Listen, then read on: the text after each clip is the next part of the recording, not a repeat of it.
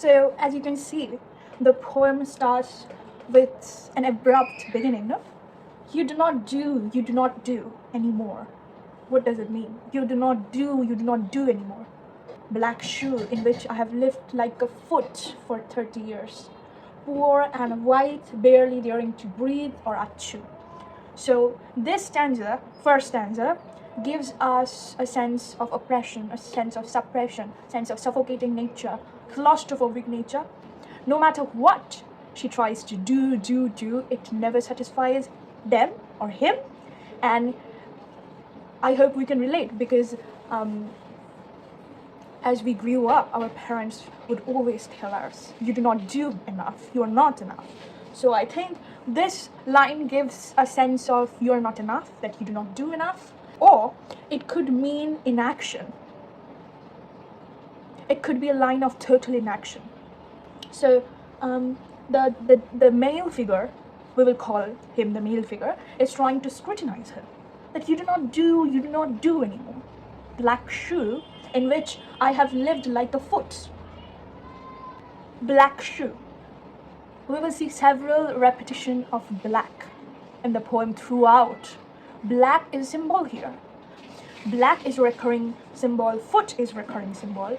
Foot is a recurring symbol because we will see so much of the word foot in the entire poem. Why? Because we know that Sylvia's father died because of diabetes. There was an injury in his foot and he neglected that injury long enough to kill himself. So I don't know, it's a self-inflicted harm, or the fear of facing something. So black shoe could be a dirty shoe, a damaged shoe, and the shoe that might not have that much protection, in which I have lived like a foot. It is an insulting connotation, saying that he was not respected. I've lived like a foot, I've lived in dirt, I've lived in mud, and I've been suppressed. I've not been heard, I've not been listened, I could not talk to you. So yeah, for 30 years, poor and white, barely daring to breathe or chew.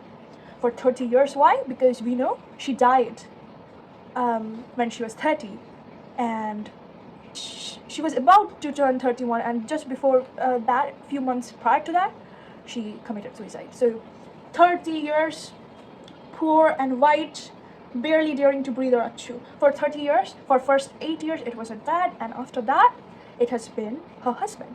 So it has been a continuous process of tyrannical, patriarchal oppression, either by one man or the it's always a man.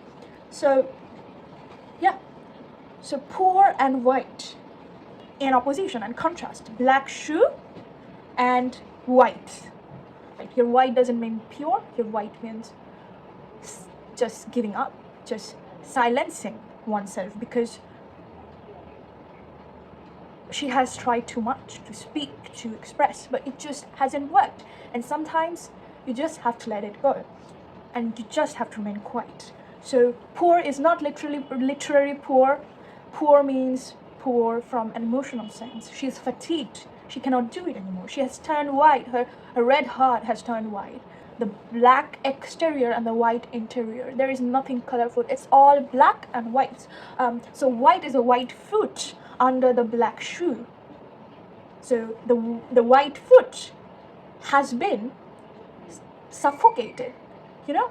Our skin turns white when it does not have any blood in it, when it does not have any red in it. So feet has turned cold and pale. And when does our feet turn cold and pale? When we are numb, when we are scared of something, when we do not feel anything, we stop feeling it. So here, black and white are complementary. The black is keeping the white white. So the feet image is compressed under the black, that it cannot move anymore, that it cannot express anymore. So it loses oxygen, it loses will to live, it wants to give up. So that's a broad imagery. Barely daring to breathe or achoo. So as I said, barely daring to breathe because she feels suffocated, she cannot stand up for herself, she feels like she doesn't have the power of expression within her. Or achoo. Achoo means, as we know, sneezing.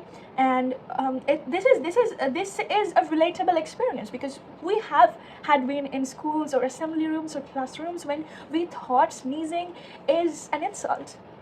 We thought sneezing would be shameful. And I guess Sylvia also felt that. But to be feeling it in front of your father or your husband, who you're supposed to spend your half and half entire life with, whom you should be comfortable with, and being scared enough, being shivering enough, and being suffocated, claustrophobic enough in front of them to not sneeze, it feels heavy to breathe, and achoo is too much for her, because it's a high-pitched sound, and when she sneezes, attention will be, focused on her.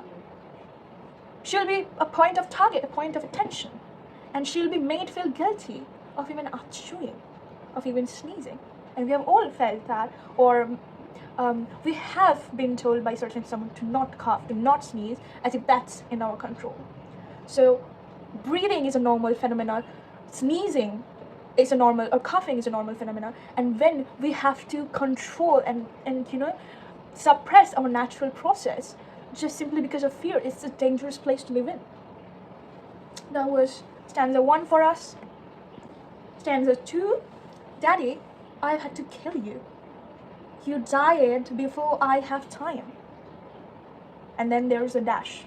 This dash is so much used by Emily Dickinson, but this is the first dash and very less used dash here. It's as if she has no more words. She doesn't know what to say. Daddy, I've had to kill you is metaphorical. She didn't kill him really, but what she did was she killed him, or them, the male figure, from her mind. She suppressed them. She let go of them. So she had to create enough barriers in her mind to kill them from their brain, from her heart, and just to let them go. Kill is a strong word here. So if she has killed her daddy, she has, it's not coming back anymore. It cannot, be like the sea waves that keep coming back to her. I remember, and in Full Fathom 5, she writes, and I quote, "Old man, you surface seldom. Then you come in with the tides coming. When seas wash cold firm caps, white hair, white beard. Father, this thick air is murderous.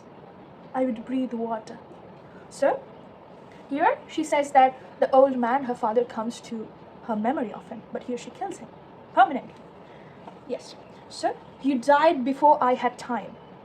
What does it mean?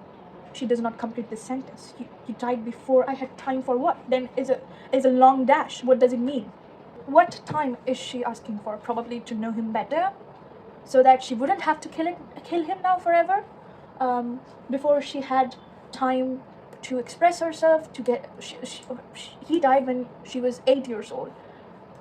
Before she had time to mature enough to tell him what she wanted to, or probably she was not courageous enough to actually get to know him and speak her mind in front of her, just because she was so scared of him. Marble heavy, a bag full of God, ghastly statue with one grey toe, big as a Frisco seal. Marble heavy is referred to as gravestone, marble which is heavy. It could also mean his gigantic physical weight. It is not only physical but also mental that crushed her down. So that symbolism, marble heavy, very heavy for the light, soft-hearted Sylvia. Could also mean masculine versus feminine energy. A bag full of God. We have several texts that Sylvia regarded him as a god, because when you're younger, you always look up to someone and see them as a god. A god could also mean that you put someone on a pedestal and you admire them even though you hate them. So from this we can see this poem is about an angry woman, and woman who has been done bad by the society, by the patriarchal nature of the society. God could also mean wrathful God. God could also be destructive, but God is so powerful that you cannot ignore the God. So that is a symbolism. Her father or husband, as a masculine figure in the time that she lived, held so much power that she was attracted to it. And she, as a female, could only feel safe and secure and at least like powerful and safe if she had the acceptance of them.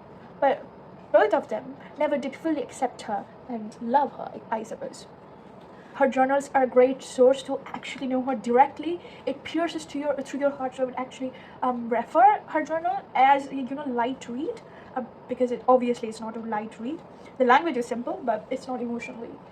I gave up reading it once or twice. So from a journal, she writes, "He was a god. He was a Nazi, and I was a Jew. He had an Aryan blue eye, and I a swarthy Mediterranean look." So she already claims that he is a god, a dark power god, probably Satan, probably a fallen god, but he has a power, that dark power, that kind of, they have the power, the dark power that kind of attracts her, and she cannot deny it. Because she's small, she's timid, and she feels that she needs to be protected by them, she needs to be validated by them. We secretly are attracted to dark things that we know are not good for us and are repeatedly harming us, but we still keep doing it because it's out of habit and it's out of familiarity. Someone wrote a cautionary tale. There is no love greater than self-worth. The rest is addiction. God, we understand. Now, why a bag full of God? Bag because that powerful God is probably a burden as well. That huge bag, think about when you have to put a huge person inside a bag and then you have to, like Sisyphus, you have to carry it all your life. So the bag is the baggage, the burden that Sylvia has to carry all her life. Ghastly statue with one grey toe. So we see this figure of gigantic, titanic, enormous figure that is crippling one little soft girl. So this is an image of toxic masculinity on weaker sections of people. They crush them and they like to. One grey toe. So we get that image of big toe. Again, we see the image of toe. We saw that image of foot there. So one grey toe could obviously mean that the injury in his legs. And ghastly statue, a big, ghastly, ghostly, unreal, untouched, unreachable statue that is crippling her. Big as a Frisco seal. Now she's mentioning it is as big as she cannot handle. Frisco seal. Seal is an animal. We know how big it is, and we know how kind of grey it is. And Frisco is a city in USA. She is comparing him to a gigantic city that devours everything. A seal that eats everything. Okay. We see the enjambment here as a poetic device. Big as a Frisco seal and a head in the freakish Atlantic. So there is this F sound, Frisco, freakish, and a head in a freakish Atlantic. We see the continuity of the huge imagery that out of this world, gigantic, demonic or goddish, and overwhelming extreme power, the masculine power that men do have, that women cannot fathom. And the head is so massive that even the freakish Atlantic cannot handle its power. Suppose when a dead head drops, a big head, demonic giant head drops in the Atlantic, the water spills out, the tsunami breaks out. All the Atlantic is a natural source. But what the god does, or what it's metaphorical in nature, but what the head does is it disrupts nature. As we talked about earlier, how it disrupts nature. So it defies nature, it defies order, and it brings chaos. It floods human civilization. With floods, the soil erupts. We all know the plants, they lose its fertility. This line, these two lines, could also mean fragmentation. We see that one grey toe big as a Frisco seal. So the toe is big, and a head in the freakish Atlantic. So we see the fragmentation. We see that he is too large to even comprehend, to even understand. In the German tongue, in the Polish town, scraped flat by the ruler, wars, wars, wars. In the German tongue, so here, the poet is confused about his father's identity, his father's a native being, his native identity. Because if you do not know the root of where a person came from, you really do not know who they are, because the root will always haunt you and you will always run back to it because you ran from it. It will always keep pulling you. And probably she was too young, or she was too scared to ask him. She didn't really know where he belonged, because in the German tongue, in the Polish town, either you were German who oppressed the Polish people. If you are a CBSE student and if you have read the last lesson, you will see how German were imposed upon the Polish people, the French people, and they couldn't speak their own language. The language was taken away from them. So German people were called the elite people. The whole poem is filled with Hitler, the concentration camp, the colossal imagery, the Adolf Hitler imagery. So according to Adolf Hitler, as we will see here in the subsequent passages, he believed that only Aryan deserved the place, and they were the fittest genes of all, and only they should survive, and the Jews, the Gypsies should all die. And in the German tongue, because if you're German, you're the oppressor, or if you're the Polish, you were oppressed. Everything was taken away from you. So I don't know the reason why you came back to Norset. Was it because you were oppressed so much that you had to flee from the country that you loved? Because it's not easy to run away from your origin. There had been a significant reason. Or you were simply the German tongue who believed in Nazis' ideology. Because when you go further through the poem, we will see that Sylvia really believes in the fact that his father was a Nazi, or if she didn't, she compared him always with all the colossal imagery, gigantic, colossal, titanic imageries we see. If not, she symbolized all the men, all the patriarchal society, and a dad and a husband as Nazi-like. The Nazi and colossal imagery could also be a symbol. So yeah, scraped flat by the roller. So here roller is you roll the soul out of someone. The roller symbolizes torture, punishment, concentration camp. That you're scraped flat. When you scrape something, you destroy it like this, and you not only you scrape, then you flatten it. You suck the life of the Polish people by oppressing them by the roller. Roller is a concentration camp imagery. You use roller to punish people, to destroy people. Of wars. Again, there is a symbol of destruction. There is a symbol of oppression, murder of innocent people, racism, themes of racism, of unnecessary trauma of the people who do not deserve it, of the Polish people. But the name of the town is common. So, but the name of the town is common. She's speaking about the mundane town. Yeah, the common mundane town. So why would we attack it? What's so special about it that you had to attack it? Oh, you attack and you suppress the common people. Just like the town is common, the people are common. The oppressed people are common, and the women are common, pale and simple. That is why you target them. And that is why you oppress them. My Polak friend. So we see who she's siding with. Polish friend says there are a dozen or two. Doesn't matter how many common towns they are, they will always get attacked. So being common is a curse here. So I never could tell where you put your foot, your roots. I never could talk to you. The tongue stuck in my jaw. This is a very powerful stanza. She says, so I never could tell you where you put your foot. Again, there is an imagery of foot here, repetition. Okay, in the first line we could see the repetition, so I think it's good to trace down where the repetitions are and where they're not. You do not do, you do not do. Then we have the foot repetition. So I never could tell where you put your foot, your root. So foot again is the imagery of disease, your root, your origin. As I said, I never knew where you came from. If I did not know where you came from, I did not know who you are. I never could talk to you about these things. I was so scared, I was so oppressed by you, I was so feared by you. I was always afraid. If I did ask the wrong question, and I was always so afraid of offending you, because I know the consequences would be. The consequences are trauma for myself, and I do not want to hurt myself.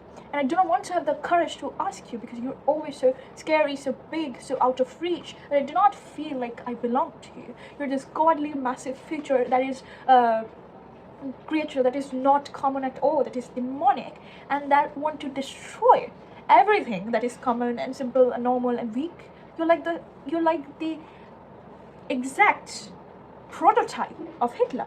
The tongue stuck in my jaw. It's like a rat web, like the thing that captures the rat. The tongue is oppressed under the jaws. The tongue as if it's frozen, almost like the foot imagery, where the foot is enclosed into the black shoes. Similarly, here the tongue that is red is stuck inside the jaw. The jaws are the bones. The tongue is the flesh. So anything flesh or humanic needs to be oppressed by something colossal. The bone, the teeth. It oppressed in the teeth. The teeth is bone. The jaws are bone. And these are just skeletons that will live forever. Immortal, like the colossal figures. But the flesh, they're suppressed. The common men, they're suppressed. And the feet is living. It's a human part. But the boots are material. The bones do not have the life in them. So it's just a coverage. The bones, metaphorically, are a way to subvert and suppress the flesh, the heart. The tongue is the heart. The jaws, the body, and the bones keep it away from the world. Next stanza. It's stuck in a barbed wire snare. I could hardly speak. I thought every German was here. So, it's stuck in a barbed wire. So the tongue is not only stuck in the jaws, it is also stuck in the barbed wire. The barbed wires are the rounded shaped wires that we see in the electrical boundaries, gateways, so that the thieves, when they come, they get immediately shocked and they're killed. So it is paining in the barbed. It's so painful, the barbed wires. You cannot get through them. And the barbed wire, it's perfectly rounded for your tongue to just fit in right. It cannot move. And if it moves, the electrical shocks, the rounded, circumfied nature of it stops you. It not only stops you, it gives you traumatic experience. It gives you pain. So every inch you move, you get punishment for it. So it has spikes in it. It gets into your skin and numbs you. It's stuck in a barbed wire snare. Your is I. She cannot speak I. When you are scared, you're fearful. Remember when your parents, are being not nice to you and you're scolding you, and you are giving an explanation. You're trying to say something, but you cannot even pronounce I yourself because you're so scared of everything. Not a word comes off your mouth.